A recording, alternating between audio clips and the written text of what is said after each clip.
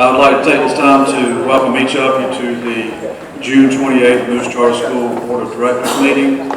If you have not done so, we have agenda packets, or we had agenda packets over on the table. If you need some, we can get some. In addition, there is a public comment period after our celebrations and recognitions. If you wish to speak during the public comment portion of the meeting, you will need to sign up for that as well. At this time, we would like to start with our celebrations and recognitions portion of tonight's agenda. Sharon.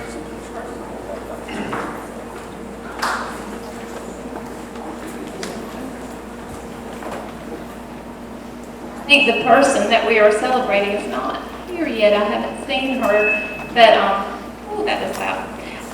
We are celebrating Melissa Dunstan for the completion of the 2016 Leadership Johnston program. It is a program sponsored, we're not done there at Johnston Community College, but it's also making sure that we have productive leaders in our community. And she completed the coursework which over a period of a year, and also participated in a weekend leadership retreat. And now she'll plan for the next group coming through in this coming up year. She has to present one of the sessions, and that will continue to promote news within the community. So she's not here, but we want to recognize Melissa Dunstan for that.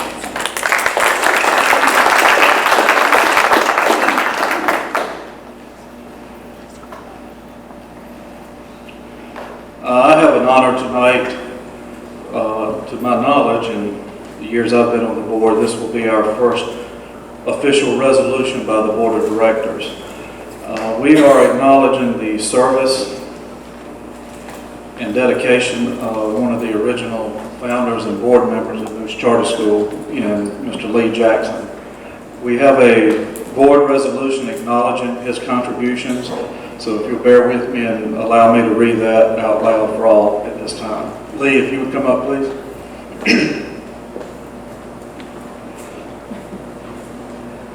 When I first joined the board with Lee, I didn't need these things, so bear with me. Board resolution acknowledging the contributions and accomplishments for distinguished and honorable service to the Moose Charter School Board of Directors and Moose Charter School.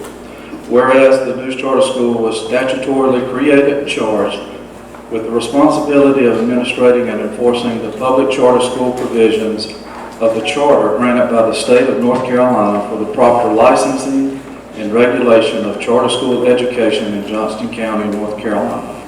And whereas on 2006, David Lee Jackson was a founder and original member of the Board of Directors acknowledged by the state of North Carolina to serve as such a member until his resignation on June 30th, 2016. And whereas David Lee Jackson served the board and the stakeholders of the Moose Charter School with honor and distinction during his tenure as the treasurer of the Moose Charter School, and the Board of Directors reappointed him continuously to his current term, which expires on June 30th, 2016. And whereas it is with great respect for his professional and personal commitment to our school and its legal structure that we honor and thank David Lee Jackson for his service to the Moose Charter School of Johnston County, North Carolina. His devotion to duty ensures that the Moose Charter School financial activities and operations are conducted in a lawful and compliant manner, thereby protecting the best interest of the students, staff, faculty, and people of Moose Charter School. As the Board of Directors of Moose Charter School acknowledge his excellent service and outstanding contributions to the proper implementation and regulations of financial operations and management and public service commitment to the school, we add our sentiments of gratitude for a job well done. And whereas it is with deep appreciation for the outstanding service that David Lee Jackson has put forth during his 10-year tenure as a board member from 2006 to 2016, and as board treasurer and finance chairman from 2006 to 2014 of the Moose Charter School, and that we offer this recognition and expression of our thanks. Now, therefore, it is resolved by the News Charter School hereby acknowledging and commends David Lee Jackson for his diligent public service and many valuable contributions and accomplishments from 2006 through 2016, and extends to him our thanks and very best wishes for continued happiness, success, and fulfillment in all his future endeavors. Adopted and issued this 28th day of June, 2016.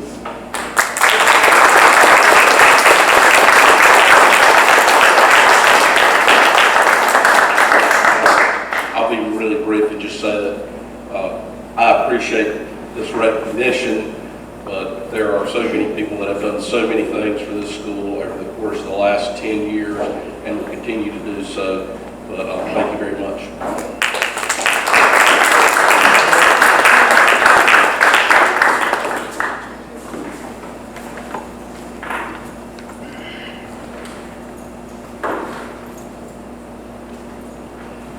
At this time, we will begin the public comments portion of tonight's meeting. At this point, we have 3 individuals signed up to speak. Reminder, during the public comment section, you are allowed up to 3 minutes. At 15 seconds prior to the end of your time, I will raise my right hand and then acknowledge when the time is up. The board is not required to respond to any comments or requests that are brought up through public comments. I will ask you to come to the podium to speak in the order that you signed up. First is Kathleen Stark. And Ms. Stark, you'll just state your name, hometown. Kathleen Stark, Clayton, North Carolina. Good evening. I just wanted to start out by saying you've done it again. Not thinking, just acting. We'll start by telling the teachers on a Friday, a holiday weekend no less, that about 20% of them are going to be losing their jobs on Tuesday. So you make them suffer over a holiday weekend, in which now they can't enjoy with their families because they don't know if they're going to have a job when they get back to school. You waited till the last minute because they had to know by June 1st. So who thought that through? Apparently nobody. Way to boost the morale at school. Now that 17% of the teachers are gone, how is the school supposed to be the best in Johnston County? You lost a great English teacher with 20 plus years experience. You also let go of a brand new out-of-college teacher for social studies. And let's not mention the math teacher for 8 years whose entire Math 1 class passed their EOC with 1.3, 16 4s, and 9 5s. That's a 100% passing rate. What more could you ask for? You know what the kicker part was? That the administration said that she could reapply for her position. Seriously, what are you thinking? There was no logic in who was let go, experienced teachers, new teachers, teachers who knew what they were doing. Moving on to letting go of Mr. Mountain, that was a huge mistake. All he cared about was the children and how he could improve the school to the next level. The integrity that he showed at the 8th grade awards was while he was still talking about what things were going on next year, even though he knew he wasn't coming back. You got rid of sign language as a foreign language. Why? Do you realize how many students here love taking that class? Plus it counted as a foreign language requirement at some colleges. It was fun and the children were learning. Oh, I forgot. We don't want fun and learning at school. Now we only have Spanish. So tell me again, how do we compete with other schools around here? We were the only one I know of that was offering sign language. You know, something that can draw more students to our school. Another thing was firing the audit company. How does that fix who's writing the checks at our school, keeping track of the money? And why are we not having direct deposit like everyone else? Why do we have to have paper checks handed out? And lastly, why do we have the capital campaign? It does not say anything on the flyer or the webpage what the money is going to be used for. That would be helpful if you want people to contribute to that capital campaign. Thank you.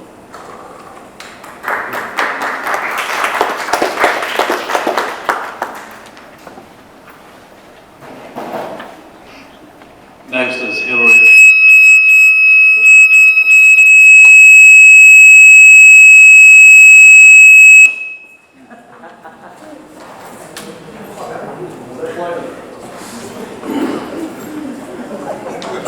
Check one, check two.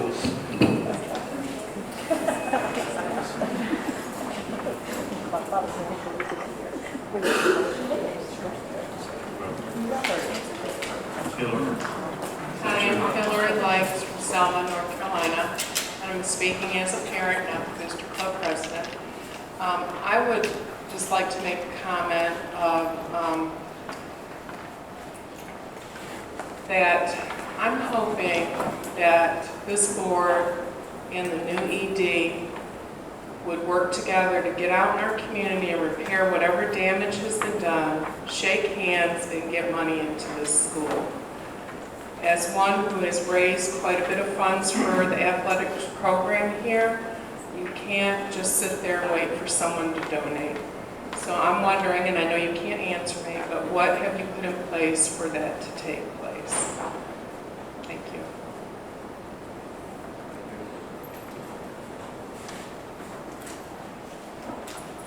Next, David Stark.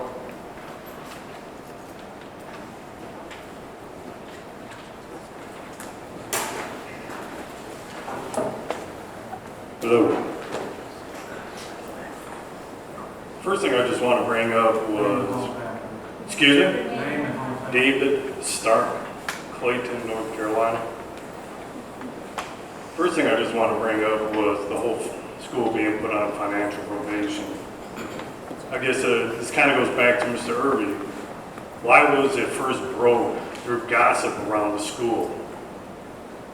As a first thought, I thought this was conjecture, because I knew our board would never leave us in the dark about anything so important. About a month later, the board substantiated the conjecture. It broke my heart. I was so surprised that the BOD would work in a non-transparent manner. Question, why wasn't the board the first one to address this to the stakeholders/parents? Also, at the last board meeting, I asked about the meeting that you guys had with DPI. And I know a lot of parents probably don't know that they actually had to go in front of DPI earlier this month. But none of you would ever even know that because they keep it hush-hush. They won't share any of that information with the stakeholders. At the last meeting, I asked why weren't the parents notified about this? And Mr. Paul Worley said that it wasn't a meeting they called, but DPI did. And he acted annoyed because I was asking about the meeting. Why didn't you let the stakeholders know about the meeting? Because the meeting is available. You can live stream it from the DPI website so you could listen in. Are you guys trying to hide something? Over the last few years, NCS has gone through many changes, firings, non-renewals, many teachers, principals, and executive directors, but one thing has always stayed constant, the board. If I looked 2 years ago, the board's the same. Teachers have come, like I said, principals, everybody's gone but you guys, but yet you still sit here. So maybe you need to start taking a look. Maybe the teachers and that aren't the problem, maybe it's yourselves. And also, during the last main board meeting, Davidson mentioned that the line of credit would be paid back in 2 to 3 months. And now, I believe it's being pushed off to fiscal year 2016, 2017.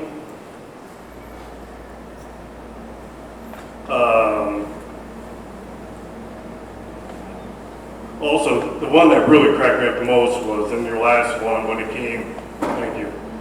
You said, technically speaking, the job posting description required the following. And then also you put down, technically, it does not state. I said, why don't you just repost the position with new educational requirements? Well, to end it, basically it came down to was that you guys basically reminded me of President Bill Clinton. And he used his definition of the word was is, yours was technically, and I see a lot of similarities between you guys.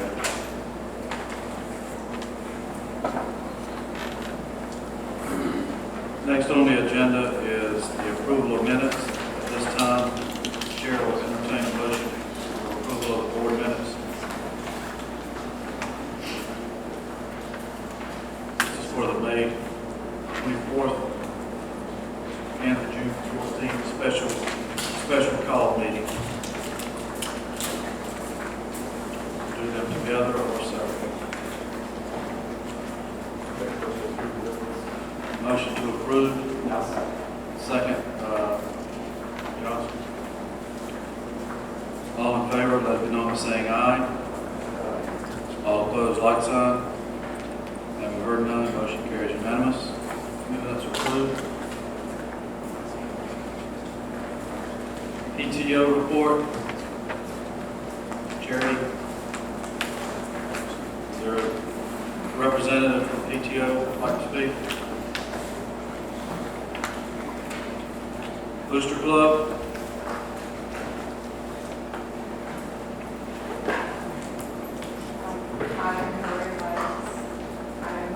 The president of the Booster Club. At this time, I would like to ask Richard Lynch and his board to come up so I can introduce our new board in 2 days to you, please.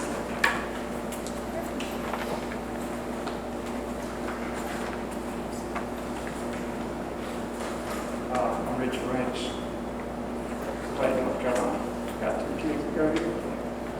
I have Carla, she is our new board secretary, and Chris is the new board treasurer. And as we said, I'll be with you. That's fine. Vice President is Lena Smith, and she could not make it tonight. She had to work. I want to say that through my years here at News Charter School, I have volunteered here 7 years. 4 of that has been an officer of the Booster Club. The other 3 were just helping out with the Booster Club. For the most part, I've enjoyed my time here. I'm proud of the things that my board has accomplished. Being in the 3 years I've been president, we've raised almost $500,000 to support the school through athletics. We have purchased things that benefit not just the sports program, but the school. Gail, if she was up here, she's still there. She could tell you all the milestones in sports. She can rattle them off from Mr. Tippett. Is he here? Yep. Love my days. Sometimes we didn't always see eye to eye, but I could separate business from friendship, and I think it benefited all of us. So thank you for letting me serve as president. And my old treasurer's not here, she's working, but I think as far as the report goes, I think we have about $18,000 in the bank. $12,000 of that is encumbered, meaning that we cannot spend that. At this time, I'd like to offer a response on behalf of the ABC concerning a decision about managing the lunch program for 2016-17 school year and the issue of the athletic director's salary. At this time, because we are a separate 501c3, all decisions concerning funding must be brought before the general membership and voted upon. Because we have not convened, we are unable to honor your request at this time, but once the ABC meets, the results of the meeting will be presented to the board. Thank you.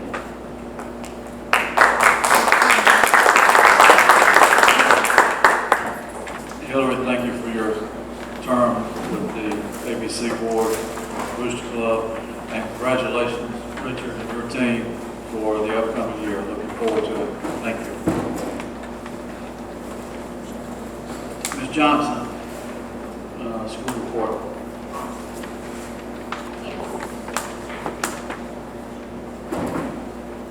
Our ADM at the moment, we have a current ADM of 930. Our projected is 928, and we are over that at the moment, which we are very pleased because there's always transition. We're at 930.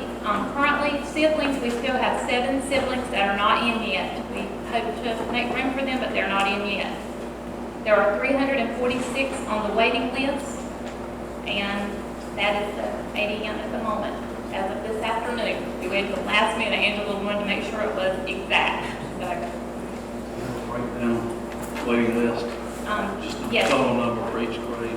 I have the number for each on the wait list. In kindergarten, there are 31, first grade 34, second 56, third 20, fourth grade 25, fifth grade 44, sixth grade 54, seventh grade 21, eighth grade 51, ninth grade 10, and there are none on the 10th, 11th, and 12th.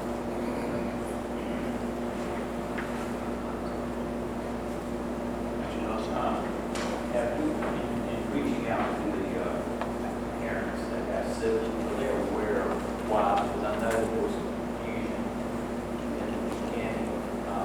It used to be that if the sibling was if the child was in their sibling automatically, that's when we had to like three automatic states, we do not have that both there. So parents were aware of what that right. Absolutely. They were given written response, but also they check in regularly. Okay. And they know that we're trying very hard to get them in. If you couldn't hear, the question from Mr. Johnson was regarding the siblings on the waiting list, and the policy regarding my siblings are on the waiting list as opposed to previous years, with the explanation and reason being that in past years we had space available for siblings per the hierarchy and the order of the waiting list. And that's no longer the case per current waiting list. And I apologize. How many students, I'll speak from, how many are in the 10th grade, 11th grade, and 12th grade next year? Do you have that? Share. 10th grade, we have 85. 11th grade, we have 47. And in 12th grade, we have 54.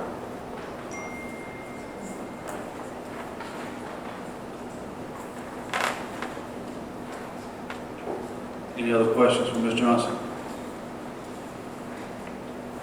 Next item we have on the agenda is regarding the consent agenda and the Vanguard modular lease renewal. Dave? One question. You talked about like a possible different strategy for that 9th and 10th grade. So basically in the academic committee, we talked about, there is enough wait list at the 8th grade level where you could possibly do some things to accelerate into the 9th grade.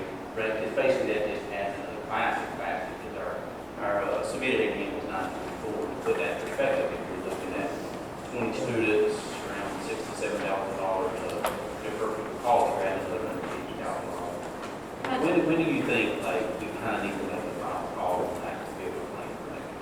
Until our numbers get lower in the 9th, 10th, and 11th, 12th grade, there's no room for that. I have a plan in place because the ADM has to be where it needs to be. And we have a plan in case it's not, of how we can accelerate. But right now, there's not room for that accelerated 8th grade, but it's there in case we do need to do that.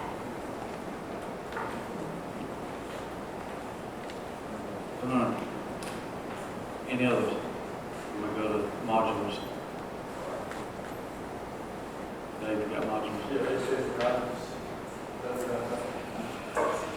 Yes. The academic lodge. The educational cottages lease negotiations are underway. As most of you know, the lease is up for renewal. It's a 2-year lease on all our educational cottages. And Vanguard has given us options of a 1, 2, or 3-year lease. The 3-year lease arrangement holds the rates exactly the same as we're paying now. 2-year ticks up moderately, and the 1-year ticks up moderately. My suggestion would be, we've been back and forth on fair. I've been trying to keep the rates down, as a matter of fact, and they're pretty hard to budge on that. So my recommendation would be to renew for a year, and then about January we contact other modular educational cottages, firms, to perhaps give us a more competitive offer. The net result of that would be one, let's see, 280 increase on one particular lease, 211 increase on another one, and for the small lease, roughly about $43. per month. So we're talking about $491, a little over $500 additional cost per month. Is there a rate difference if we would go from 1 year to 2 year?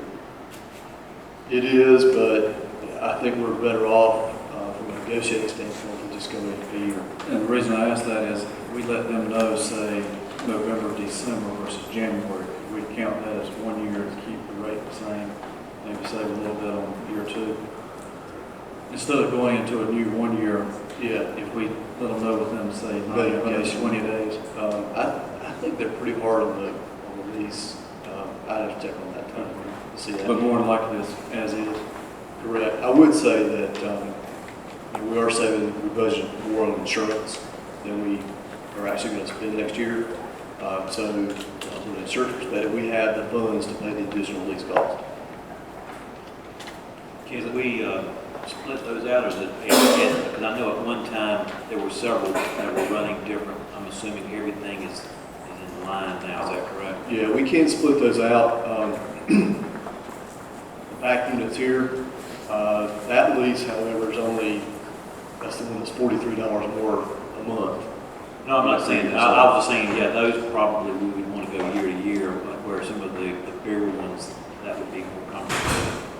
I mean, we could do a 2-year lease on the large units. We'll save about $140 on the large one. So to me, I'd rather spend $140 and have a better negotiating. Chances are, when Vanguard knows that we've got additional players in the marketplace, they'll come back and use better terms. And they may still do that this year. But as of right now, I would appreciate if we give me some latitude to either approve or enter into a 1-year lease on behalf of the school or negotiate the existing leases down for a 2-year lease arrangement. One last thing, you mentioned insurance savings. Is that going to be discussed later, or you said on the insurance That's been a savings? consent agenda, but we'll discuss that in finance. Okay. Discussion or motion regarding entering into the academic educational modulars. I think the motion that we enter into a 1-year contract with Vanguard. Got a motion? Can I make a friendly amendment to that? Unless, I proposed a 6% decrease and we do it on a 2-year lease. So if they come back and match the 6% decrease in the current terms, the carrot there is we extend it for 2 years. Current terms or 2 years, 6% decrease.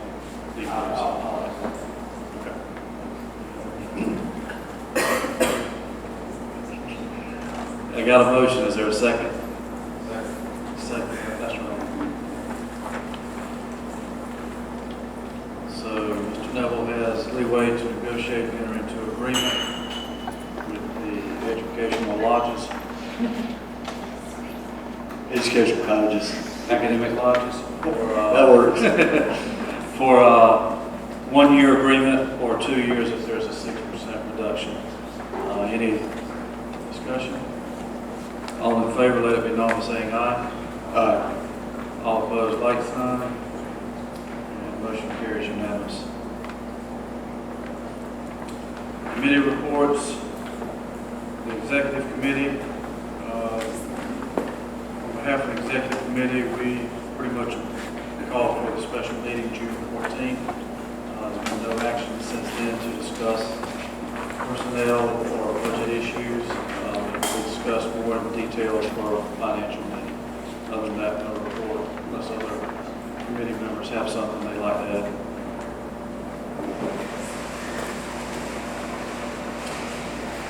Executive Register Selection Committee, Ms. Dixon, that you led that, by the way. Thank you for the refreshments tonight, setting tonight's greeting up. It obviously has been well received and has been well attended, so thank you all who are in attendance, who came by for these festivities. Let's all do the honors for the rest of the introductions. Thank you. I'd like to thank Wendy Dunn for her assistance with getting our reception together. So please eat the food and enjoy some cookies and punch while you're here. It gives me great pleasure to talk about our new executive director. I am absolutely thrilled to have the opportunity to serve as the search committee. I took it very seriously and promised my board that I would do all I can to find somebody fabulous to lead this school to another level of performance and growth in this county. I think I have met that goal. We had a very formal procedure that began with a complete proposal to the board regarding the entire process, the calendar, the timeline, the requirements for every committee, the representation from the board and from the school. And we followed it right down to the letter, right down to the exact time that we made the offer. We met all of our calendar items. So we had some unbelievable people participate from the board as well as from the school, and I will talk about their level of participation as we go through this. I just want to go over quickly what the entire process was. I've talked about it in previous meetings, but for those of you who may not be familiar, we had a nationwide search. We had 30 applications that were received. 15 applications were initially screened by me for not meeting the minimum eligibility for the positions. The additional 15 applications moved to the application review committee. That was the first committee that had representatives from both the charter school as well as the board. I'd like to thank Marjorie Harris and Brad Williams. I don't know why I say Brad Harris. I'm trying to figure it out. For participating. They were very, very diligent about the process and really brought a lot to the conversation. We had 3 board members, Michelle Denning, Paul Worley, and myself, so I appreciate everyone's time and energy that they put forth in reviewing the applications. That committee reviewed the 15 applications and moved 5 candidates to the next level, which were interviews with an interview committee, a separate committee. That committee made up of a news representative, Mr. Melton, news administrator rather, and Paige Bruner, one of our news math teachers, and 3 board members, Dave Neville, Rodney Dunn, and myself. We invited all 5 candidates for interviews, and all 5 candidates accepted and were interviewed. That committee then unanimously voted to move 1 candidate as a finalist for a second interview with the executive committee of the board of directors. Our finalists met with the board of the executive committee, and then we invited the candidate to make a presentation in front of the school improvement team, which the candidate did, not really as an interview, but rather just as another level of screening and observation for us. I was joined by Rodney Dunn and Dave Neville during that time, and also we took the candidate on a tour of the school, and they met with different people. After a board discussion in closed session, the News Charter School Board of Directors unanimously voted to select Susan White Pulliam as the next executive director of News Charter School. As the chair of the search committee and honestly as a very seasoned educational administrator, I have been thoroughly impressed with every interaction I have had with Ms. Pulliam. She has a vast amount of administrative experience that will become quite evident to all who work with her in both the school districts and industry. She brings a diverse skill set, charter school experience, and a unique perspective that I believe will definitely impact our management, strategic planning, and the future growth of News Charter School. It gives me great pleasure to introduce the next executive director of News Charter School, Susan White Pulliam.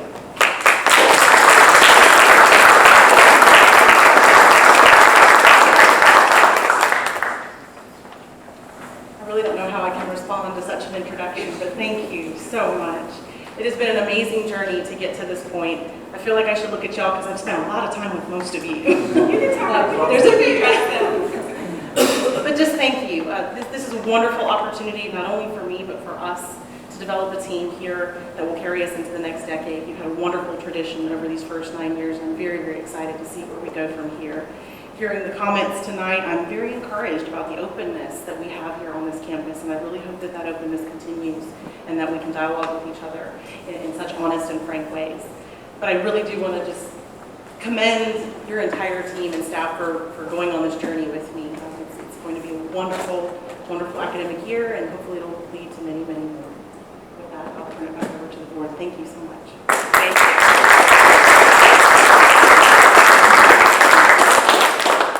One of the things that's very important to us as a board is that we are reflective practitioners, meaning that every day we try to do things better. We learn and we grow, and we think about what we do quite carefully.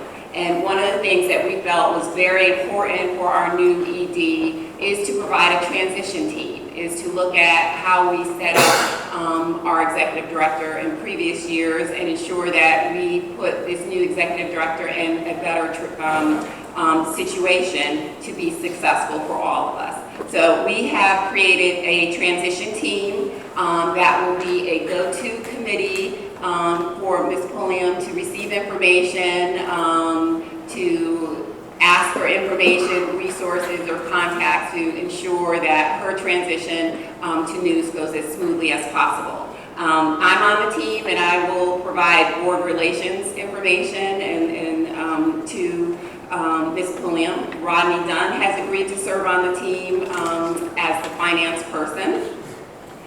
Chris doesn't know this, but Chris Johnson is going to be on the team, and his role is to assist her with community relations, because you know Chris knows everybody in Johnson County. Jimmy Lloyd has agreed to be on the team and will provide, as a founding member and who always has a story to share about this school, the historical perspective as well as communications. And then two of our members in the school, Marjorie Harris, who also served on our application review committee, which provides some consistency and continuity for Ms. Pulliam, and Angela Jenkins have agreed to serve for internal relations to Ms. Pulliam. So she has a great team. We're here to support you. We wish you well. We're very excited about this upcoming new year and everything that you can bring to News Charter School as we reach for higher heights. Thank you.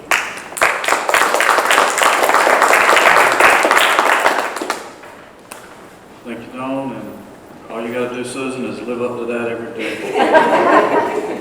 Welcome on behalf of the board, welcome on behalf of parents and stakeholders, and I think I speak for many of us. We're looking forward to renewed energy and sustained success, so thank you. Next we have Finance Committee. Rodney? You're going to sing and dance, and you got a presentation? I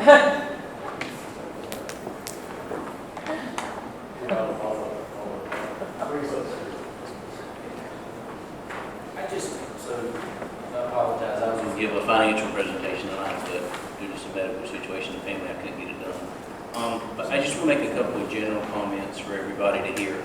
I'd encourage everybody to spend some time looking at the budget that's in front of you. There's a lot of misconceptions around here around where money comes from, how it's allocated. Look, everybody, it's very, very transparent in that what's in that budget is where the money's spent.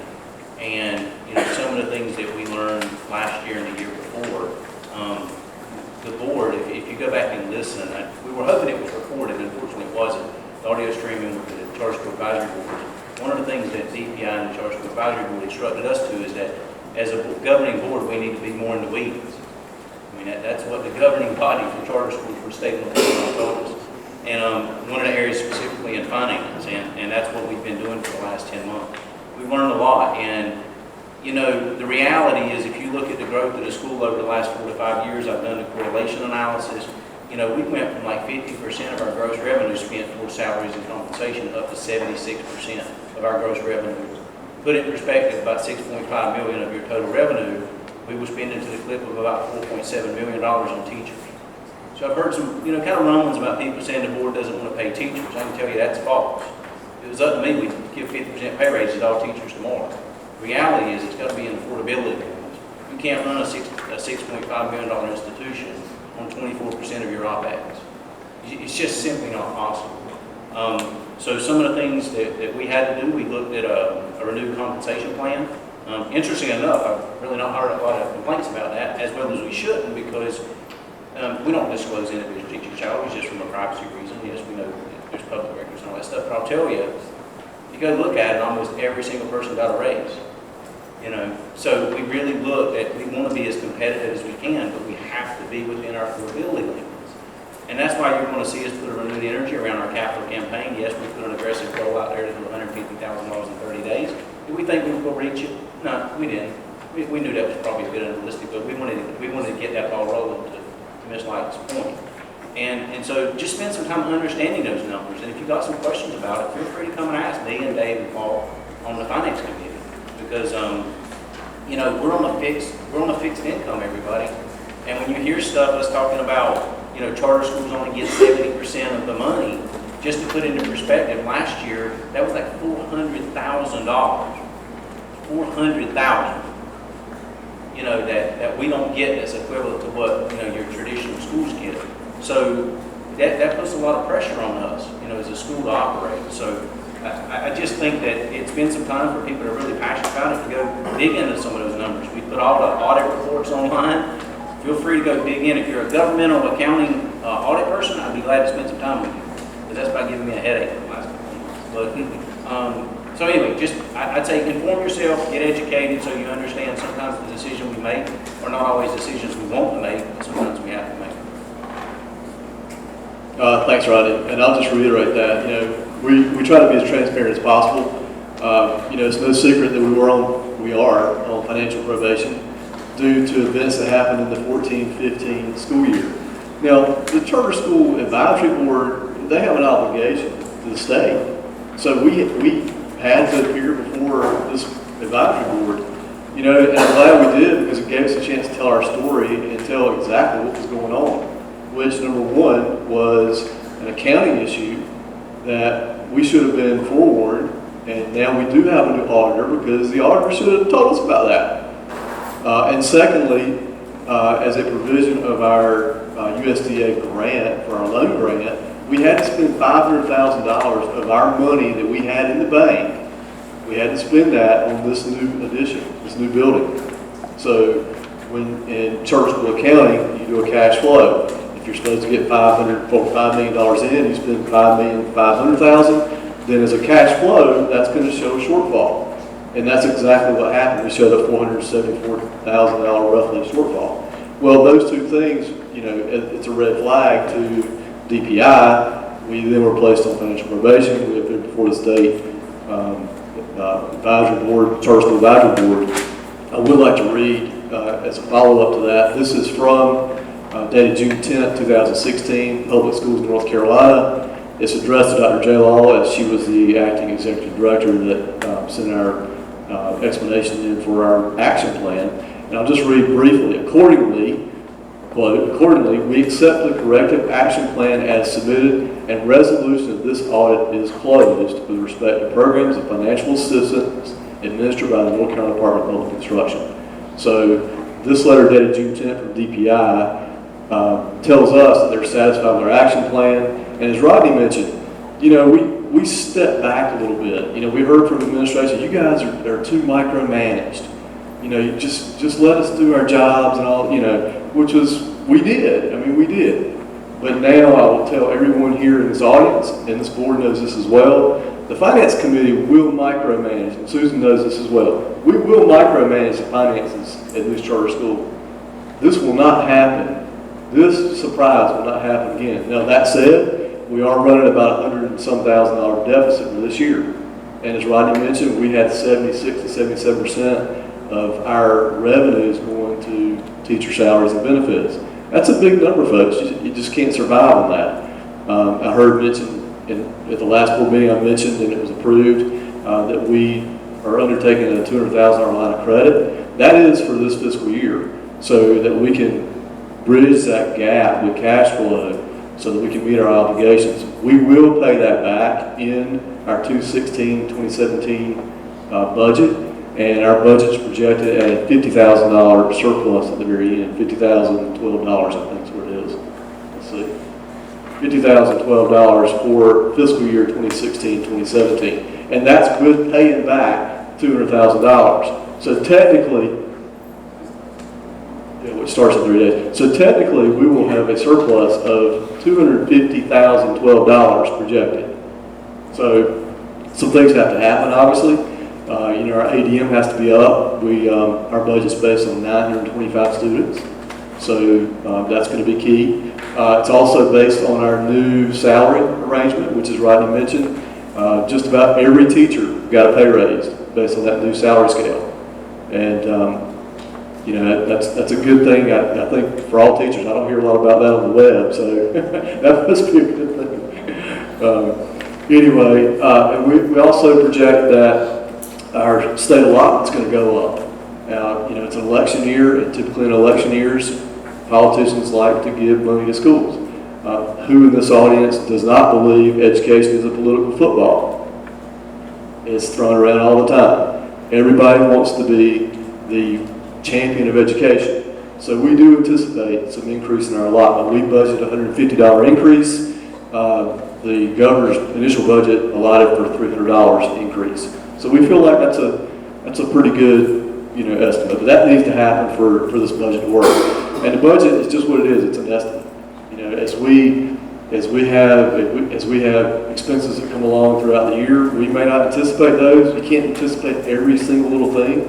And sometimes we are reactionary because we don't anticipate it, but we think this budget's pretty sound and one that's very workable, not only for the staff and paying a high level of teacher income, teacher compensation, but also for resources that the school needs.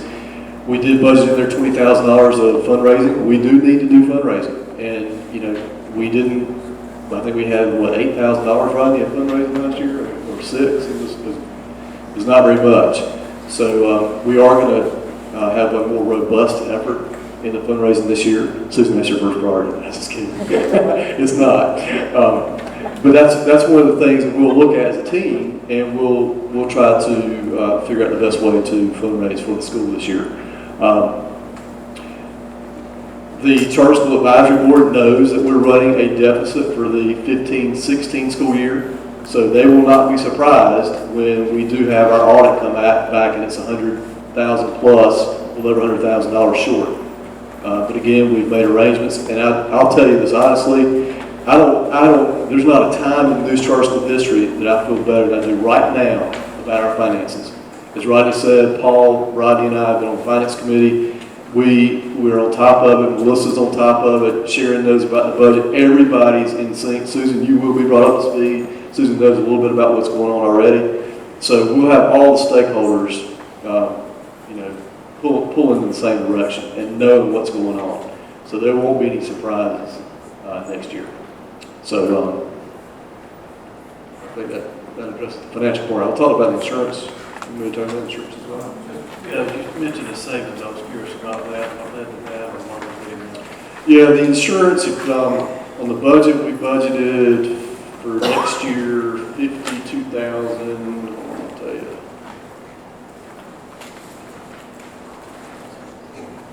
We budgeted $52,975. This is for our workers' comp, our commercial package policy, which includes our property and liability, and it also includes scholastic accident, a little accident plan for students. We were able to negotiate favorable renewal with Harold Wells. We're going to keep our insurance but selective, but we're going to move our workers' comp to iSurety, and the total, and of course keep our accident plan. We're adding actually a Safe School webinar series, which principals you should love and our staff should love, because it gives us webinars and in-house tools to be able to teach about. Let's give some examples of what it has. Blood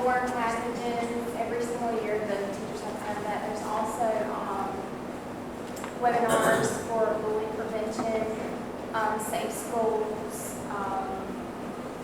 is a great resource and a great tool for administration as well as for the teachers. There's all sorts of stuff inside. First aid, cyberbullying, a lot of the requirements that, annually the teachers are to look at, and these insurance companies actually providing it for us through webinars, and I guess it's basically a risk management type thing. And I will say, I call out Melissa, she did a great job in getting information available and collected for our renewal. So Melissa and I served on the primarily on the insurance committee as a function of the finance committee. But our total comes in at $42,627.79. Now this again is an estimate because we are audited based on our payroll for workers' comp, but I will say that our workers' comp, we increased the payroll by $500,000. So that's with an increase in payroll of $500,000, and it's still a savings. So Harold Wells came to, we told them, said, well, you got to sharpen the pencil, especially this year, and they did. So we'll save about $10,000 relative to what we budgeted. So we have the room in there for the units and plus a little bit. Okay, thank you, Melissa. That's all I have for finance. And we're talking about we did talk about the pay scale. Right now, most employees are paid on a 12-month basis. We talked about in the finance committee paying everybody. If you're a 10-month employee, you get paid on 10 months. If you're 11 months, you get paid 11 months. If you're 12 months, you get paid 12 months. And there are, like the credit union, for example, has plans in place. If you're a 10-month paid employee, they have programs in place where if you want to get a check every month, you can actually allocate the money into a savings account, and that they will pay you the extra, 2 months if you want to be a 12-month on a 12-month pay scale. This would help us out from a budgetary standpoint because, as you know, our year-end ends 6/30, but we're still paying teachers in July for our last fiscal year. So now modified accounting, it still gets captured on our prior fiscal year, but from a cash flow perspective, it may help us out to be consistent with how teachers pay on the contract. So it's, again, 10 months, 10 months. And if, the board wants to make a motion, we speculated that would help us out, but it's, it's really up to the board on how you want to proceed on that. Yeah, and I'll just add to that, and I'll follow up with the motion, but the reason is because something else we figured out is that how the money is allocated for the next fiscal year. Let's just say you start July 1st. You get no money until the end of July. So basically, we've got to operate a $6.5 million institution for 30 days for the month of July with no state money because it doesn't get allotted to the end of the month. So that makes things difficult to manage. And if we do get our local money, to the clip of now, it's running about $100,000 a month. So just from a cleanliness alignment to our fiscal boundaries, that's what we talked about. So with that, I'll make a motion that we pay teachers on the period of contract that the contract's actually written for with a $10,000 period. A motion and a second to pay, this is teachers only?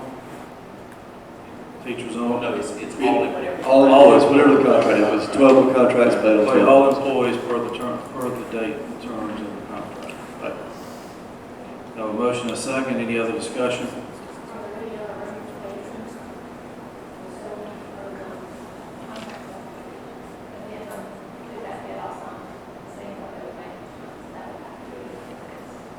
Right. Is this going to amend every contract or just those who will be in every contract? Yeah. So we'll, okay.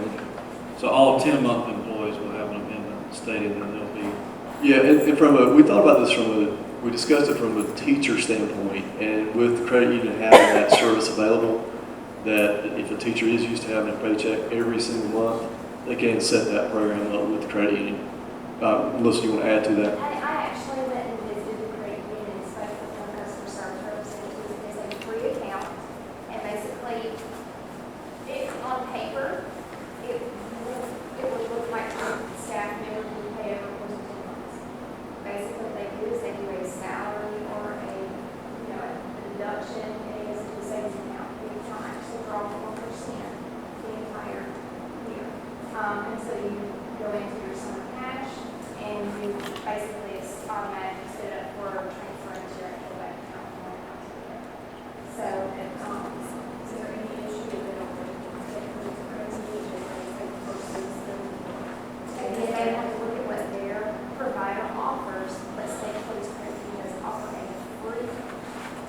would have to say, you have to pay the credit. So you have, teacher have to switch their account from the existing bank to the credit. If they were, if they not bank access in order to do that. I will say, I don't know a commercial bank out there paying 1%. Not one. Yeah, I don't know any bank, any commercial bank paying that.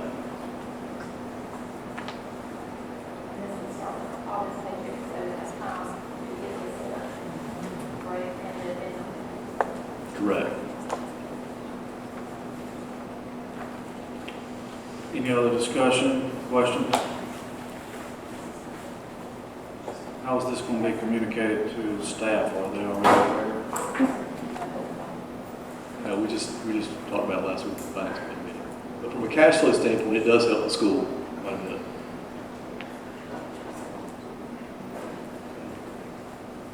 This is just purpose of discussion. We're all in, but if there's two exceptions, I'd like to make that possible.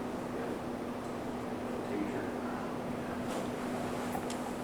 No, you can't do that.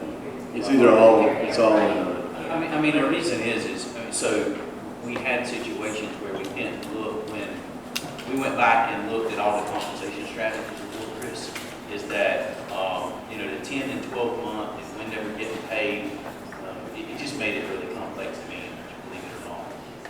And then when those things not aligning with those fiscal boundaries, so to me, we should do it for everybody to be consistent, just like we did with our compensation, because those is exceptions are really good. Standard operating procedure for a lot of school districts, the accounting is based on your contract, we don't get paid on our contract, we don't get, so like, unless you're 12 months, you don't get paid, so back when you get paid on 9.5 months. For these very reasons, we went through the same cycle of, for cash flow, it was just, got real messy. I agree to do that, and most schools do that. But in ours, this, the way the contracts are due now, because it specifically says you're a 10-month employee.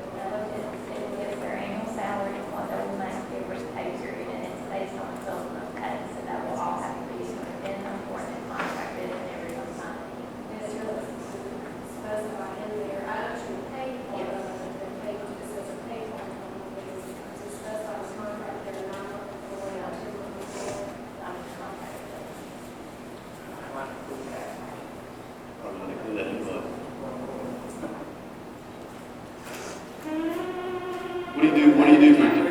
What's the contract say for, I mean, I'm not on the personnel committee, but what does it say for an 11-month employee?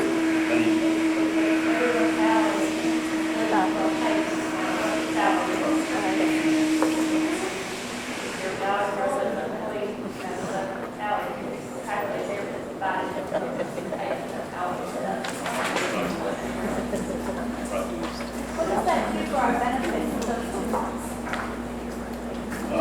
just still, benefits are still paid, just that, you still have health insurance, you still have retirement, all that else.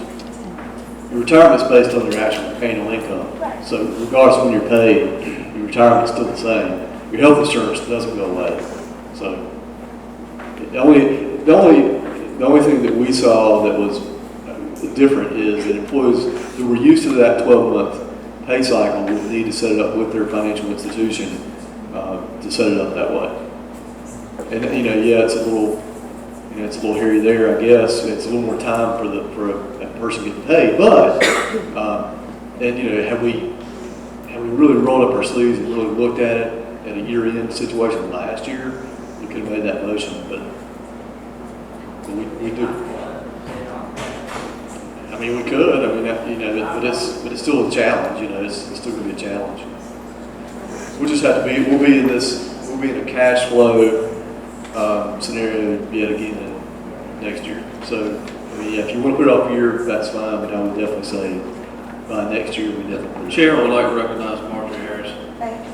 I just had a question. Would the pay still be August to May? I mean, just to verify that teachers would get an August paycheck. Yes. Okay. And then the other question I have, I think Ms. Blaylock asked, I believe that let's see if you know better, with the benefits be taken out on a 10-month scale, so the insurance would be a little bit more each month? That would be the major change? Exactly. But all benefits would still last as they said for Right. the summer? Just verify. Yeah, it should net out exactly the same, except you just have to you just have to talk to Creighton or whoever you bank with to save that money for those last 2 months. Okay, I just want to make sure August was still the same. Thank you. Yeah, well, and one other thing was the fact that with our new calendar, the school ends before June 1st. So if you figure August through May, and you get a May payment, that's 10-month employment with 10 months of that. August to May. Right. July. In July. Next year. 17, not. So we are kind of looking 12 months ahead, but it affects us in 2 months.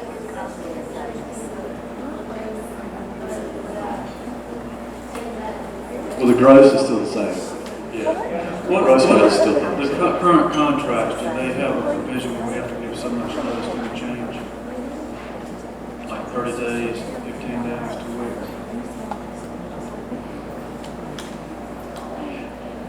You're saying this is to have a positive impact next July, next June? Yeah, we get our ADM allotment at the end of July. So our fiscal year starts July 1st. So we have to pay salaries at the end of June, right? And then we have to pay them again at the end of July. Now, end of July, we should have the money in from the state, end of July. But it just helps us, from a cash flow standpoint, paying that all through May. We don't have to make that June payroll payment when our cash flow is more challenged.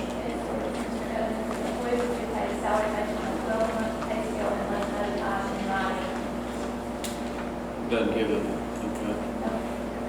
And just to be really clear is that the issue is you pay, as it is now, you're making a July payroll payment for services rendered in the previous fiscal, which is, from a fiscal accounting and boundary perspective, it isn't making logical sense. The only reason it has even been working is because with the government accounting, they go accrual for 30 to 60 days, and they go look back and say, if services were rendered for a previous fiscal, from an auditing perspective, they have to go back and try. But when we close our books out, we still got all another month of payroll outstanding that we want to pay. And look, I'll acknowledge that, from teachers are not, compensated as well as we'd like. And it would be for them that they would need to manage their finances such that if they're not going to enroll in the state employees credit union, they would have to set aside some money for those 2 months if they want to treat it as income.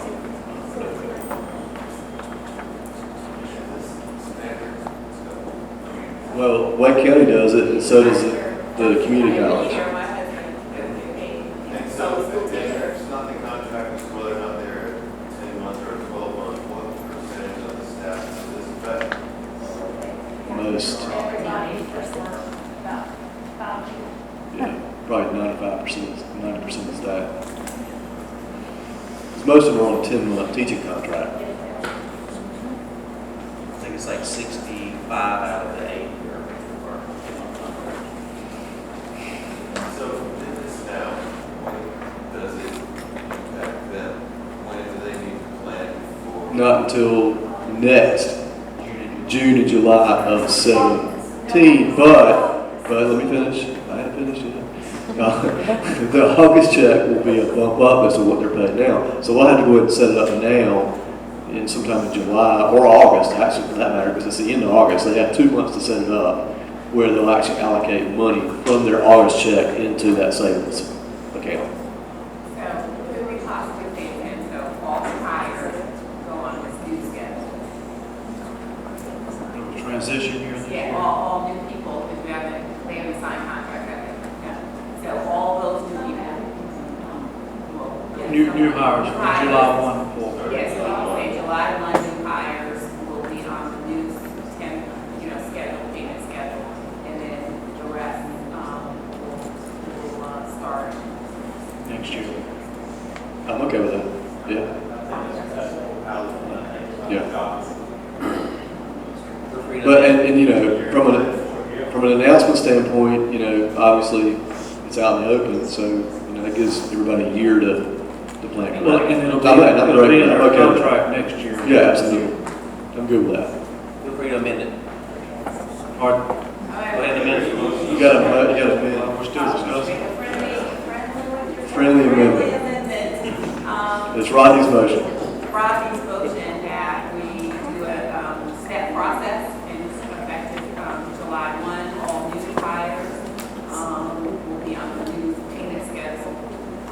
Existing faculty who have signed your contract will remain on the old schedule until next fiscal July year 27th.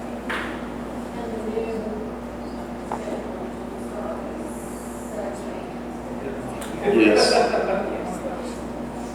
All right, so the amendment to the original motion, which was to amend contracts, can we just shelve that motion and just? Yeah, let's do a new motion. Okay.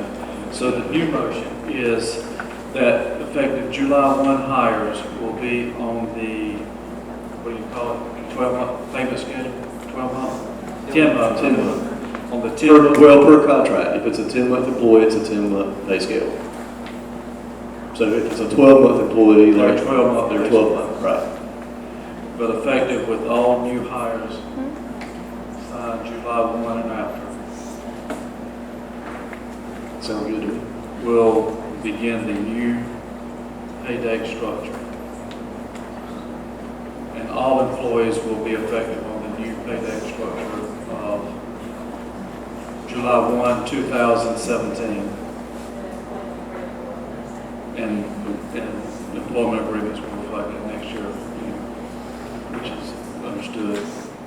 Yeah, just, in the employment agreements, you need to add, if they're 10-month for new hires. So we're honoring existing employment agreements, new employment agreements will have the new pay rate scale. And then next year, everyone will be on the new pay rate schedule. Sounds good. Go good with it. So you may. So that's the the motion. new contract should indicate what type of employees they, 10 or 11 month. Correct. We have a motion. Second by Ms. Denny. Any other discussion? All in favor, let it know by saying aye. Aye. All opposed, like sign. Motion carries unanimous.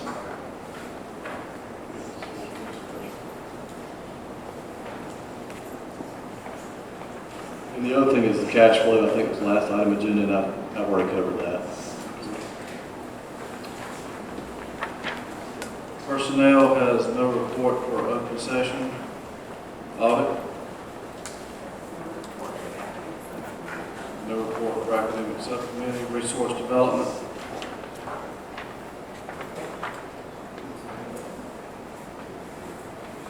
I'll just say one thing about resource development. We did kick off that end-of-year capital campaign, and I think we will raise a little over 10,000 at least. So numbers, checks are still coming in, so we'll have that number next board meeting. Yeah, I think when I last looked last night, I think we're close to about $600 to $700 for the PayPal account. We are in the process of registering. It just got announced today, actually, with PayPal as a nonprofit. What happens is, through their new mobile app, if people donate, we actually get 100% of the proceeds, is what it's looking like. So usually any of those pay handling institutions in the middle take some cut. So that'll be good for us. So Bradley's in the process of submitting that today. We should know here in the next few days, but looks like we're somewhere around $600 to $700. I'd encourage everybody to do their part. The board pledged the first 10,000. I'm pleased to announce that we will make that goal of our own personal money. So I think that's a good start. Record, what's the PayPal email address for donations?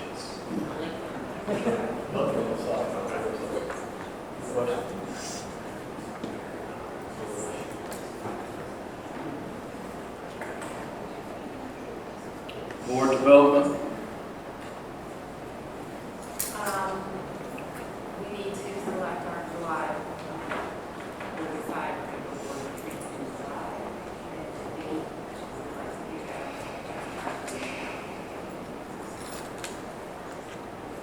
Saturday. We have previously used the Saturday. Location. Johnson Airport.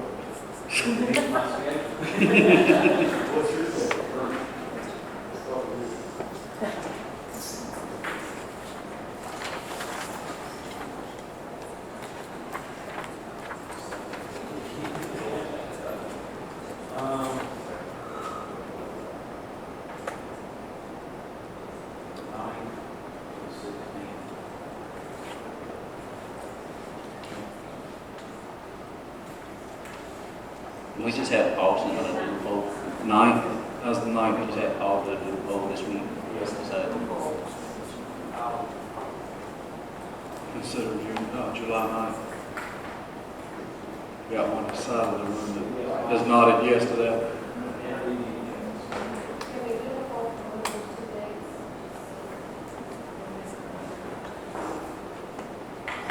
Yes, ma'am. Well, I was looking at the heads nod from 9th to 16th.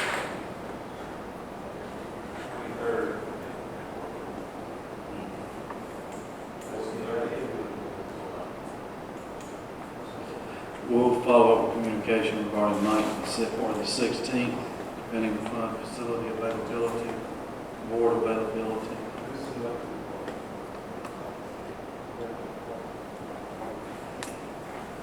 Um,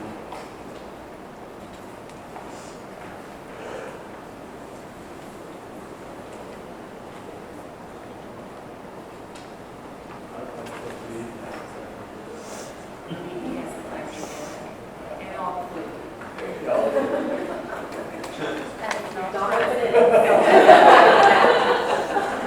That's right. Just the food. All right, are there any specific topics of interest we want to discuss? Just transition.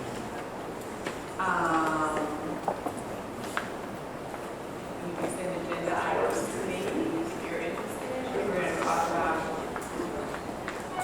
nominations.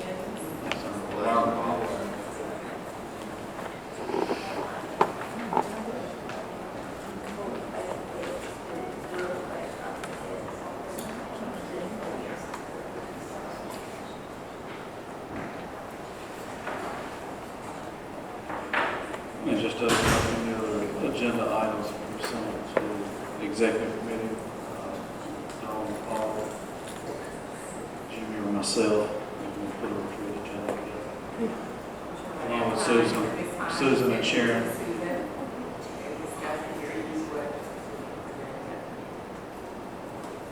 And that's for you two as well to offer what you're interested in discussing.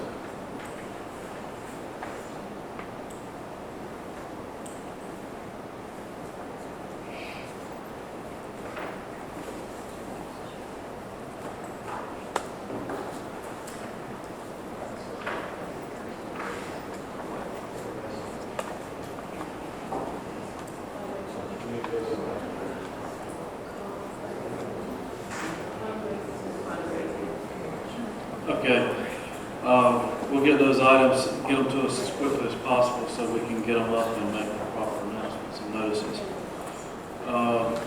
Policy development update.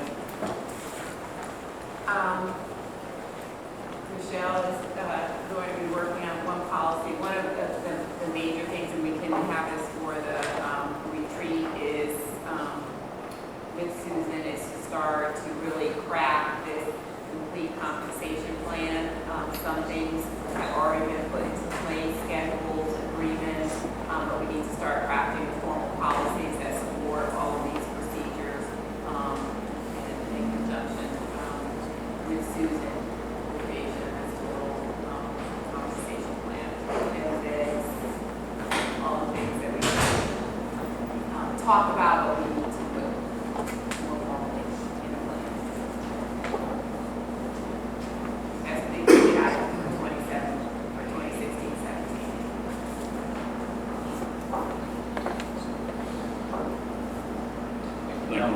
Just to be clear, would that also include the whole contract management, performance management stuff we talked about also? Meaning that there's one thing for the compensation plan, but I think we learned some lessons that we need to set expectations on contract periods, performance review periods, readouts, all of that. Would that be included under that? We need to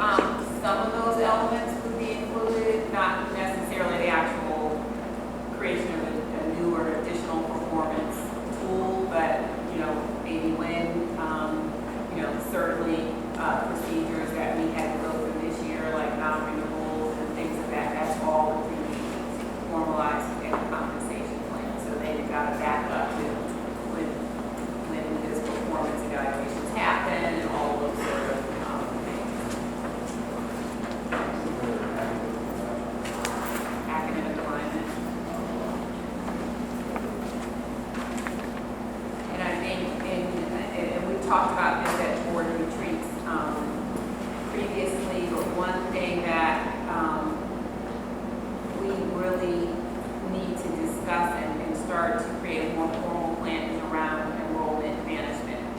Some of this has happened and is very clear because we have a single revenue stream for the most part, which is very dependent on who walks in our door and who stays in our door.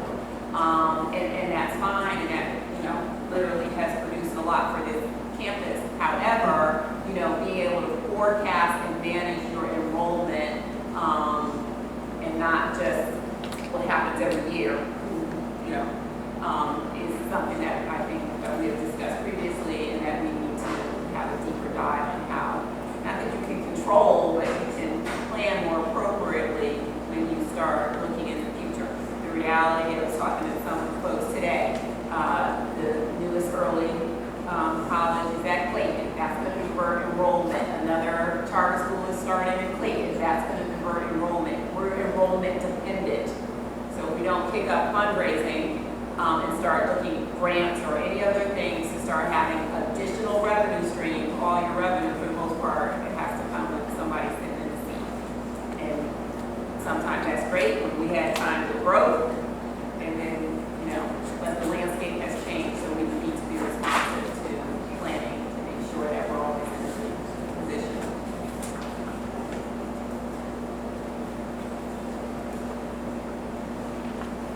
Okay, so if you have any additional agenda items for the retreat, and from those we may, want to focus, because, sometimes we start running out of time, and we can't get to everything, so I'll have a complete list with some priorities. Yes. Our gatekeeper, pathfinders. You want to? Oh, yeah, that's true. That's my sign.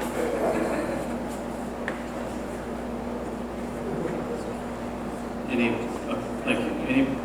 Again, just communicate those to executive committee, any agenda items, interest, include Sharon and Susan on those as well. Any policy development updates? Facilities lease? I thought they were. Those that's table, and then Michelle's working on that. Delegation of authority. Facilities? Spoke with Jimmy, we can actually do USDA next Tuesday, stay in line with their needs.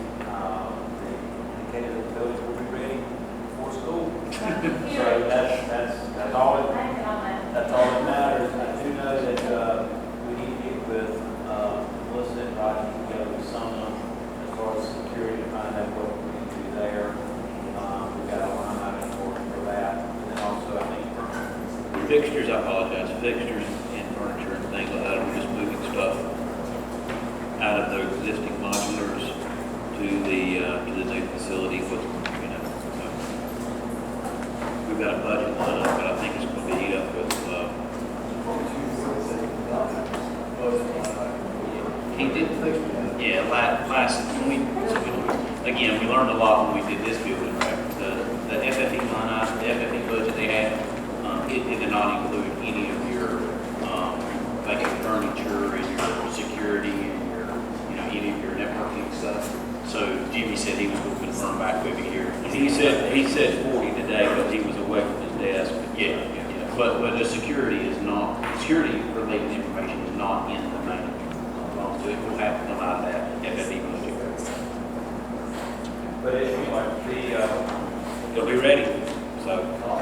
Kudos to the facilities committee. I would like to recognize that we have had an expansion, a building, a purchase, or a move in every single year of our existence. I think maybe the low-keyest of which was the front parking lot last year. Well done, sir.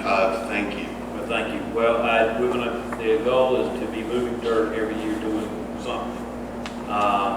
One of the things that we're going to be doing after that building is connectivity of the driveway across and obviously try to alleviate or help with the traffic. So that is something, but that's DOT related, but we're working with this. Will you share briefly, just because we have a little larger audience and some unfamiliar faces for a change, what the new edition is, just Reader's Digest version? Well, there's 4 classrooms. They're going to be they're on the east side of the gym. This will be a mirror image of what the offices are on the west side of the gymnasium. We did not have room for a 5th classroom because of fire-related issues, not fire-related, but fire protection setbacks and things with the modulars that are unfortunately sitting there. Right now, we're going to put either kindergarten or 1st grade, I think. Okay, I think it's going to be a wrestling competition, okay. But they're being built in such a way that obviously, once we begin the next phase of building for our facility out here, that it can be easily turned into other types of classrooms. So it's not going to be everything built to a miniature scale. So it could be whether it's toilets or sinks or things like that. So I was told from teachers that they like to go ahead and practice on big stuff instead of so, because that's what they have at home and not little bitty stuff. So we just got to practice their aim. Thank you, Chris. And I think we all agree with what Jimmy stated about facilities growth each year. Communications? Yeah, if it pleases the rest of the committee, I'll report to the chair that we have a plan for Ms. Pulliam that is an integrated approach.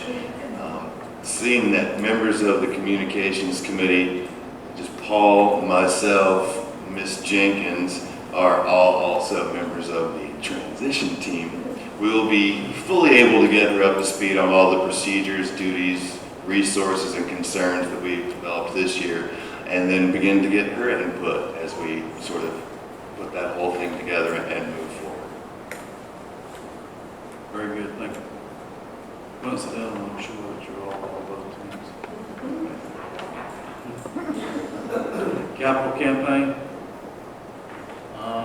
Like I said, I kind of mentioned a little bit earlier, if we've got it kicked off, we're going to be much more disciplined about it. You know, Chris and I have been talking about it. For next year, we'll form a bit of a tiger team to start to get some ideas already, some information flowing from parents that are engaged. They said they want to do things like, bake sales or, lemonade stands or whatever. I know my kids are telling me I got to build some high sophisticated lemonade stand. So we're going to try to organize that a little bit more for next year.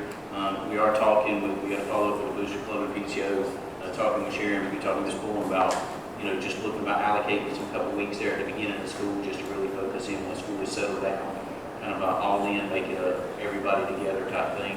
For what we're there, like I said, I looked at the the PayPal account, we're somewhere around $600 to $700 there, and then just private donations, we're right around that $10,000 to $11,000 mark for initial kickoff. And similar to Chris's question or request for clarification, is there anything designated for capital campaign at this time, or what is the strategy or hope for that for the initial donations? You mean for budget for next year? For the capital campaign? It's not designated, it's just for general fund availability. Since we're running about $100,000 deficit, good news. I would say too, on that, I've actually had some teachers constantly talk to me about ideas that they have for the capital campaign, the residential and some other things that those are what they have to say about ideas. Yeah, I think it's a great opportunity to let's turn it into a business entrepreneurial relationship for our students. Right? Let them chip in. The example I was told from an ED at another school is they had a student that actually worked with somebody they knew that ran a restaurant, and they agreed to come up with a creative dessert. And for like that month, they sold a dessert, and the kid raised like $1,500. I don't know how excited the kid was. They learned a lot from it. So yeah, we'd love to take some ideas like that. Maybe it's something good thing we talk about. On a side note, just know that we have a new Star School facility, which is a separate board that's also in the process of trying to raise funds, and we have done that. That helped us with the down payment for the USDA loan that did that. So it's really kind of two. Those contributions are separate. They're separate, exactly. Yeah.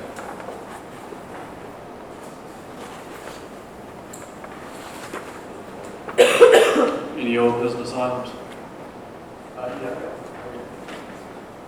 One piece of old business, Angela Jenkins, stand up for a sec. Sue, I want to shout out to these two. They secured a grant. Will one of you come up and just tell us a little bit about the grant?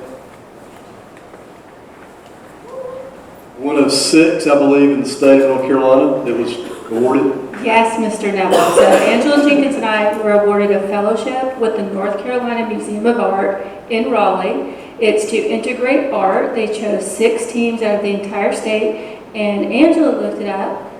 I believe we're the only ones in this part of the state. It's an awesome opportunity, and we just got all our information, and we go the week of the 21st. So it's a very intense art integration with us, but also with our school and with our community. And then after the year, we get to continue that with them and in the community. So. Awesome.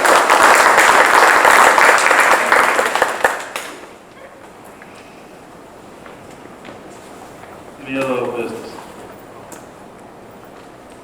New business items? I have one piece of new business, you were the first. I'd like to, with Lee's resignation, I'd like to make a motion that we appoint or elect Rodney Dunn as our treasurer.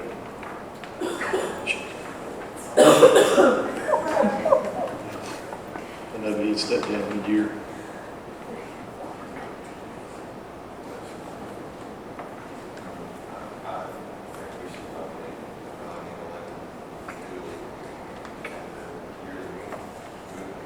The yearly meeting is when we're meeting. Oh, that's fine. Yeah, that's fine. No, I'll take your yearly meeting. Make him acting. Okay, I revise my motion to make Rodney Dunn acting treasurer until the annual meeting. Any other discussion? Friendly amendment. Friendly amendment. And motion for, in recognition of Lee Jackson's resignation effective end of day, June 30th, effective July 1. Rodney Dunn will be acting treasurer until the annual meeting in July. All in favor, let it know by saying aye. All opposed, like sign. Motion carries unanimous.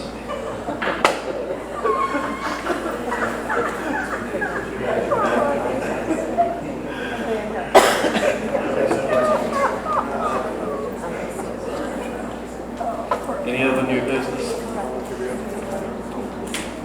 At this time, the chair will entertain a motion to enter into closed session, personnel and administrative.